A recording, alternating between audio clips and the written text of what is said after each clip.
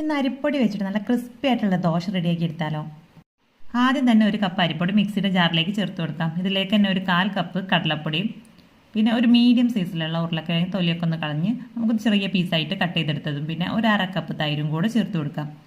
പിന്നെ ആവശ്യത്തിനുള്ള ഉപ്പും കൂടെ ഞാനിതിലേക്ക് ഈ ഒരു സമയത്ത് തന്നെ ചേർത്ത് കൊടുത്തിട്ടുണ്ട്. ഇനി ഇത് അരച്ചെടുക്കാനായിട്ട് ഒരു 3/4 കപ്പോളം വെള്ളവും കൂടെ ചേർത്തിട്ട് നല്ല പോലെ ഒന്ന് അരച്ചിട്ടെടുക്കാം. അപ്പോൾ ആദ്യം ഇതെല്ലാം കൂടെ ഒന്ന് മിക്സ് ചെയ്ത് കൊടുക്കണം. മിക്സി ജാറിൽ ഇങ്ങനെ ഒട്ടിപ്പിടിക്കാതിരിക്കാൻ വേണ്ടിയിട്ടാണ് കേട്ടോ ഈ രീതിയിലൊന്ന് മിക്സ് ചെയ്തെടുക്കുന്നത്. ഇനി നല്ലപോലെ അരച്ചെടുത്ത് നമുക്കൊരു ബൗളിലേക്ക് മാറ്റി കൊടുക്കാം. ഇത് ഇൻസ്റ്റൻ്റ് ആയിട്ട് തന്നെ റെഡിയാക്കി എടുക്കുന്നതുകൊണ്ട് തന്നെ ഇതിലേക്ക് ഒരു 1/4 ടീസ്പൂണോളം ബേക്കിംഗ് സോഡ കൂടെ ചേർത്ത് കൊടുക്കുന്നുണ്ട്. അപ്പോൾ ബേക്കിംഗ് സോഡ കൂടെ ചേർത്ത് നല്ലപോലെ മിക്സ് ചെയ്തെടുത്തതിന് ശേഷം ഇനി നമുക്കിതിനെ ചുട്ടെടുക്കാം. ഇനി ഇതിലേക്ക് നെയ്യോ വെളിച്ചെണ്ണയോ ചേർത്ത് കൊടുത്ത് ഒന്ന് മൊരിച്ചെടുത്തിട്ടുണ്ടെങ്കിൽ നല്ല ടേസ്റ്റി ആയിട്ടുള്ള നല്ല ക്രിസ്പി ആയിട്ടുള്ള നമ്മുടെ ദോശ റെഡി. അപ്പോൾ ബ്രേക്ക്ഫാസ്റ്റിനൊക്കെ 5 മിനിറ്റിൻ്റെ ഉള്ളിൽ തന്നെ നല്ല ക്രിസ്പി ആയിട്ട് ഇനി ദോശ റെഡിയാക്കി എടുക്കാം. അപ്പോൾ ഇന്നത്തെ നമ്മുടെ ഈ ഒരു വീഡിയോ ഇഷ്ടമായിട്ടുണ്ടെങ്കിൽ ലൈക്ക് ചെയ്യുക, നിങ്ങളുടെ അഭിപ്രായങ്ങളൊക്കെ കമൻ്റ് ആയിട്ട് അറിയിക്കുക.